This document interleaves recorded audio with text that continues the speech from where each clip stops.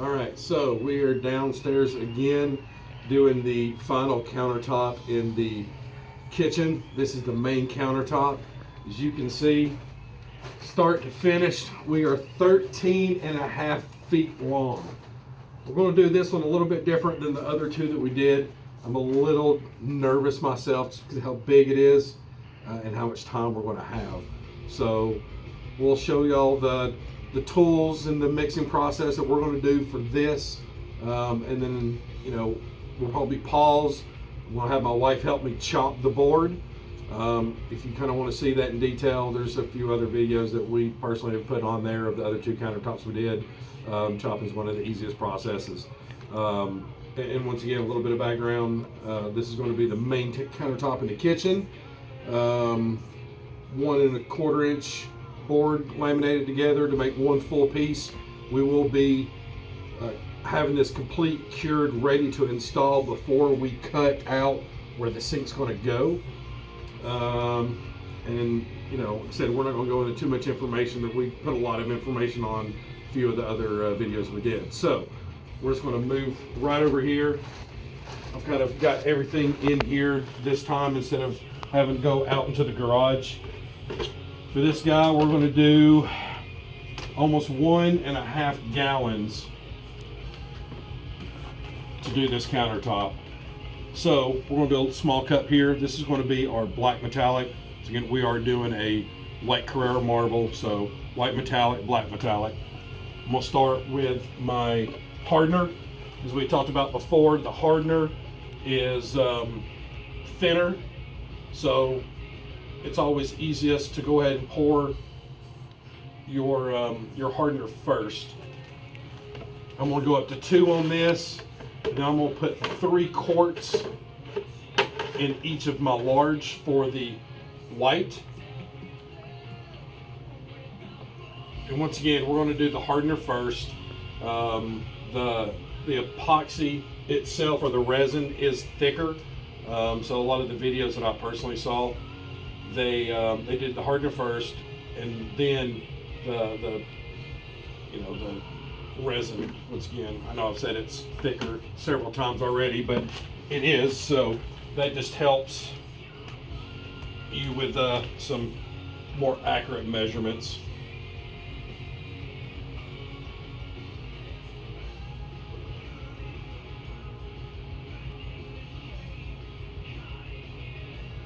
So we got 1.5 quarts in that one, or you can go up to, I'm using these from Home Depot, you can go up to 3 pints is what that would be. All right, so there's that.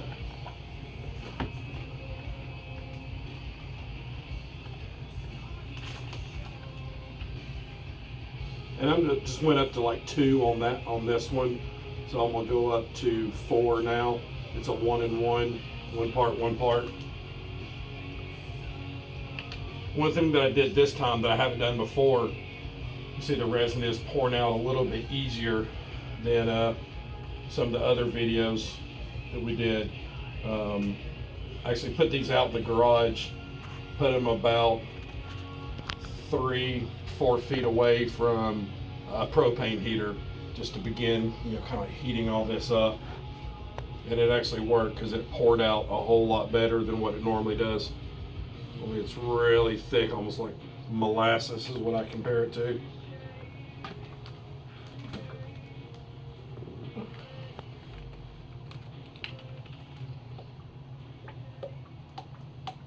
So that's definitely a trick that I will do from here on out, because this is poured out really nice.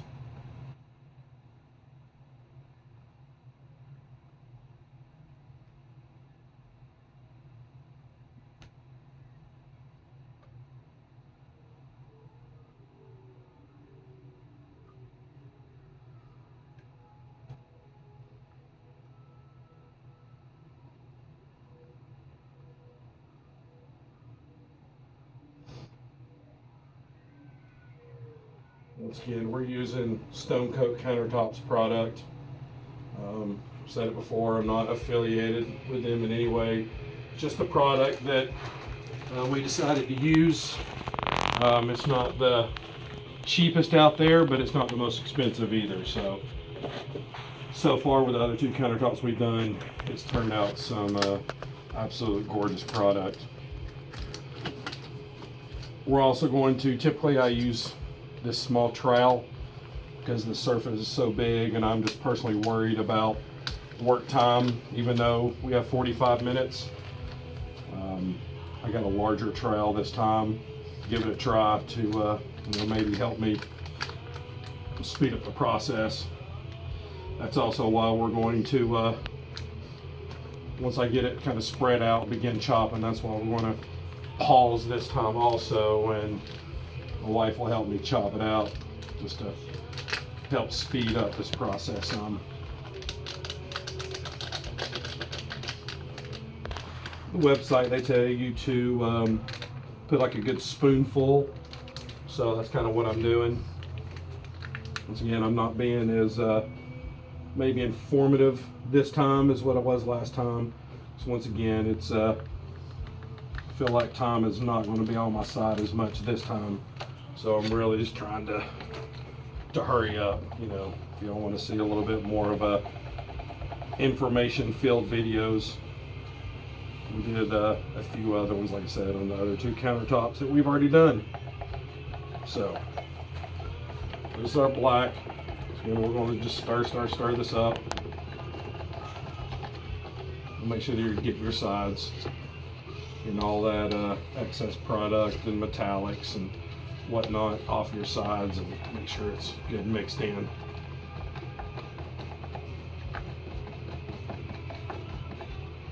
Check my color. It's a little translucent. I've said it before in the past, I'm always a little cautious on putting, as far as the black goes, because you don't use that much black, or I don't use that much black, at least in our design. A couple times I've done this, or one time I did it, I guess, I put way too much black and it was very pasty. I had to go back and put some more epoxy in there to kind of even it out. So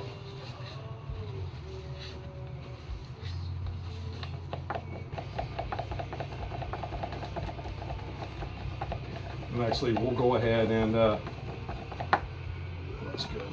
We're just going to use our drill.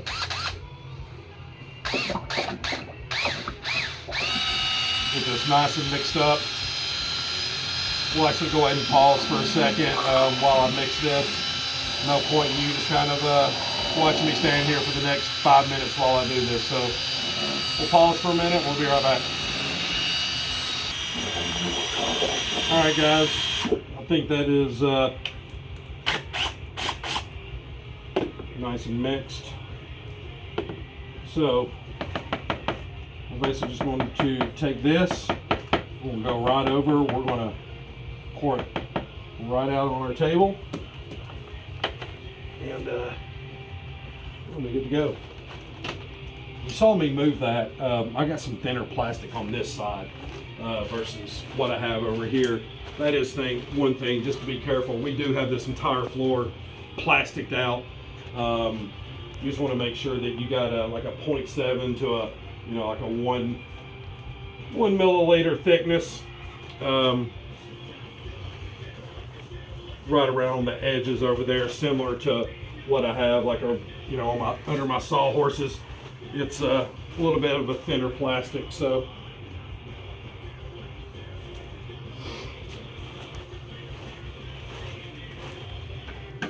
this stuff will definitely eat through some thinner plastic. That's why we like to put the thicker stuff down on there. Once again, straight pouring this on.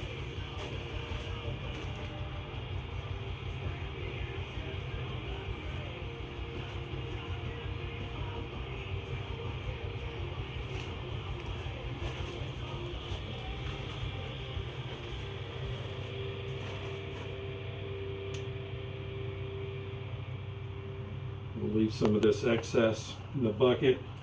We'll scrape a little bit of that out here shortly, and we'll use that for going back around the edges and whatnot. So like I said, typically I use this guy right here because of the size of this and time concerns I have. It's going to use this big one, so that way I am able to spread the product a little bit faster. Help me cover a little bit of a larger area.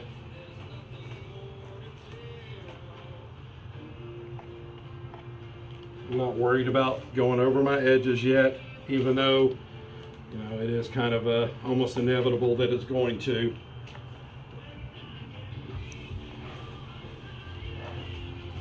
When we start doing chopping and things like that, it's gonna more than go over that edge. So, and you are looking at the back side too. If you're seeing this, you know there is an unfinished side here. Like I said, this is the main countertop, so this is the side that's going to be going against the wall. This is definitely working a whole lot faster than that small trowel. So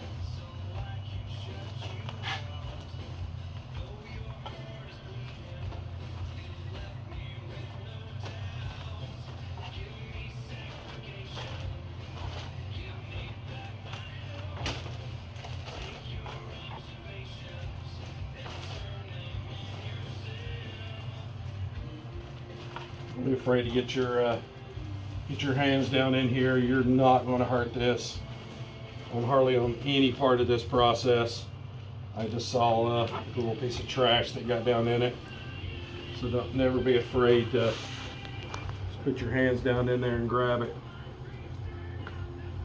We tried to you know, get the cleanest possible environment we could. I saw a little thing on an epoxy forum that they were using like dehumidifiers, so we bought one of them. We're giving it a try, see if that helps, you know, with some of the dirt, dust, just the things like that that can happen. So all right, so I'm just going to set this down now. Actually, I'm just going to go, we put a relief on here, so I'm actually going to load this up and try to just fill that relief in. It's definitely going to go over the edge, but that relief is still relief. So I want to make sure that I'm starting to get product into that relief.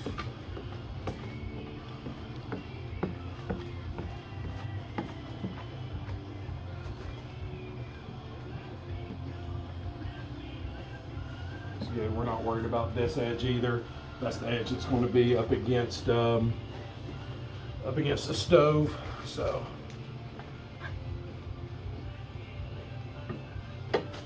oh, I just dropped that.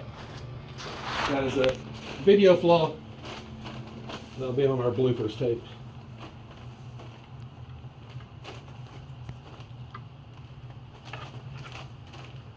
All right, so let's go ahead and pause. We're going to get out our brushes and we're going to start chopping. All right, guys, so we have finished chopping. Next step is going to be blow torching. So what the chopping does is not only moves around all the metallics, but it also will help release all the air that's inside of it. So now we're just going to go with our torch. Once again, I'm going to stay away from my edges. I don't want to even touch my edges really yet. And I'm just heating up and releasing all those air bubbles. You're not going to worry about it being 100% perfect yet. And I say that because we're going to go back. You know, this particular one, we're doing a white Forever marble. And in that marble, we're going to introduce more color. So I know that I'm about to be going all the way back around this table and adding all of my black marble into it.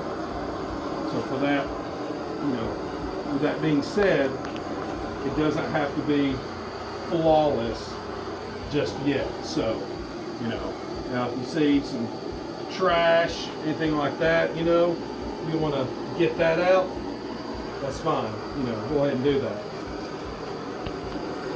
Because right now, you're not looking for perfection. This is not the last time that you're going to be blowtorching this. So,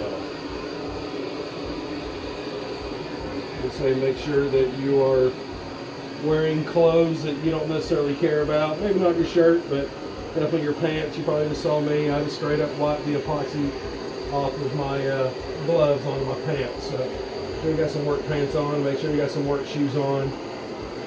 You know, these right here, I've already stepped in the epoxy.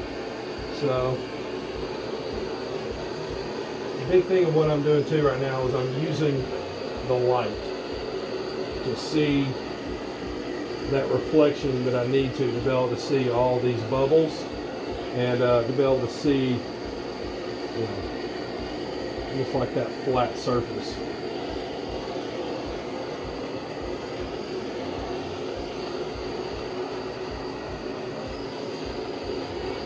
Once again, you know, this is a little bit of a larger countertop than what we've done, so we'll probably just go ahead and pause again. I'll probably have a good 8 or 10 more minutes going down this board. So instead of y'all sitting here watching me do this for another 10 minutes, we'll just pause and come back after I'm done, and we're ready to add our black to our design. So we'll be back. All right, guys, we've got everything chopped. We went ahead and did the blowtorch all the way down. I'm really happy with what it's looking like so far. So now we're about to start the Carrera marble part of it.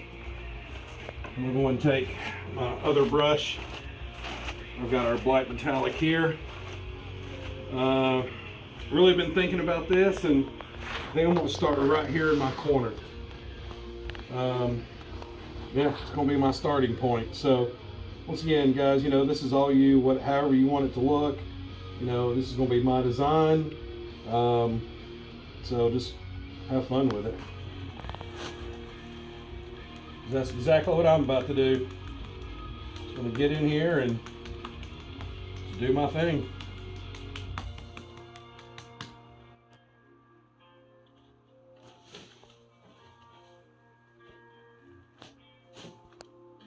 I'm gonna go ahead and drop a vein in here. Y'all might see me fight a little bit because there's starting to get puddles of epoxy over here and I'm stepping in it, so. All right.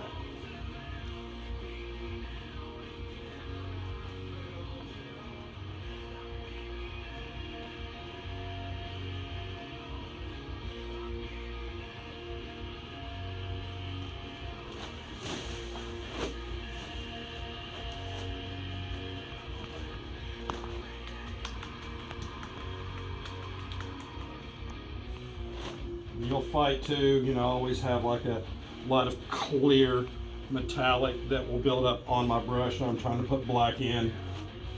And kind of the way I've found that I like to work, it seems like kind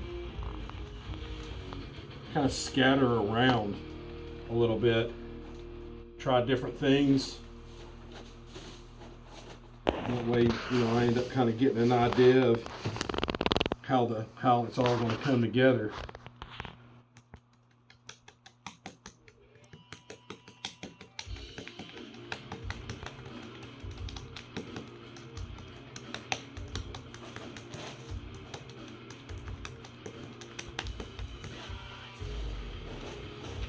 You see, I'm wiping on this plastic here. I'm trying to get rid of some of this clear off my brush so I can have a little bit more black on it.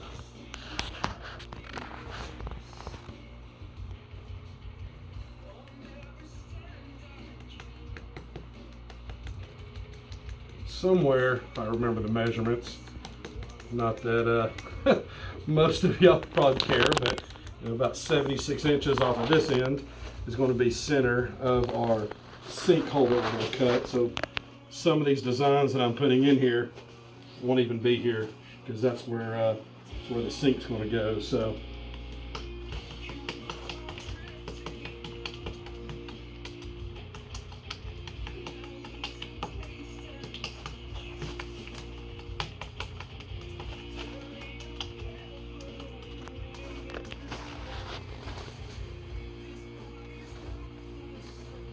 this is a little bit of a different countertop too, you know.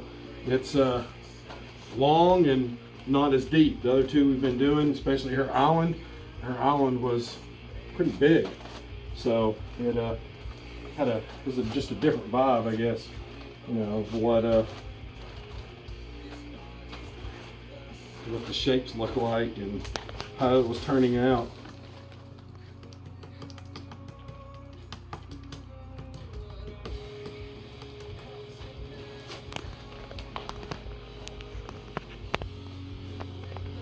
All right, so I kind of got a little bit of everything going on over here.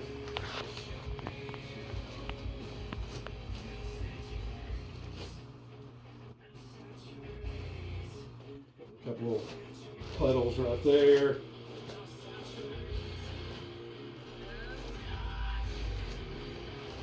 Come around this way. Really like how the almost throwing it out there. Done this on the other two. Seems like they worked out really well. Use a little bit in some areas, and then, you know, some of them you can leave, some of them you can feather out. Oh, what do you think? Got some color a little bit going all the way around. Probably enough, maybe. All right.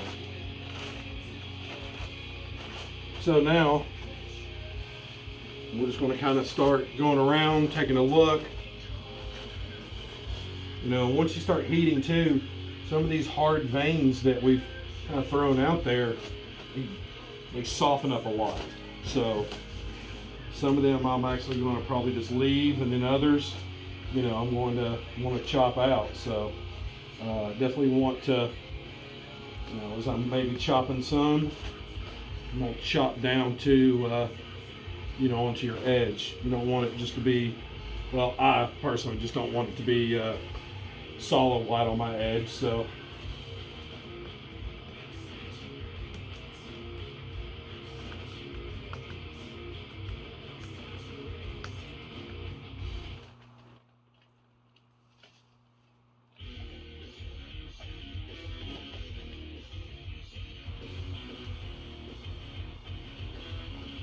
really like how that's looking right there. At this point, I think I'm probably done with my black, so I'm just going to be kind of scraping my brush off, kind of relieve some of the clear or the white Carrera that I'm pulling off of it.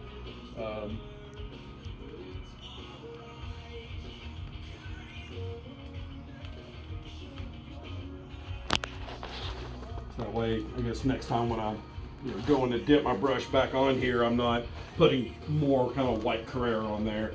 I don't want to really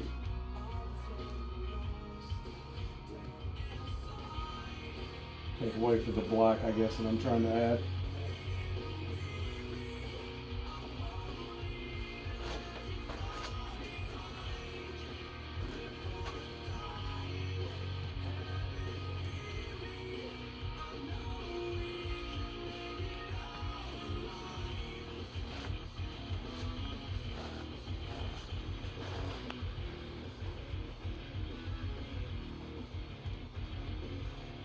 Some of these too, you know, I'm just barely kind of dabbing down on there, and kind of sometimes if I dab and pull, it's almost like a little like a little string of black shoots in a different direction and adds a little bit more depth and contrast to it, and without really pulling away and softening the black, I guess you can say.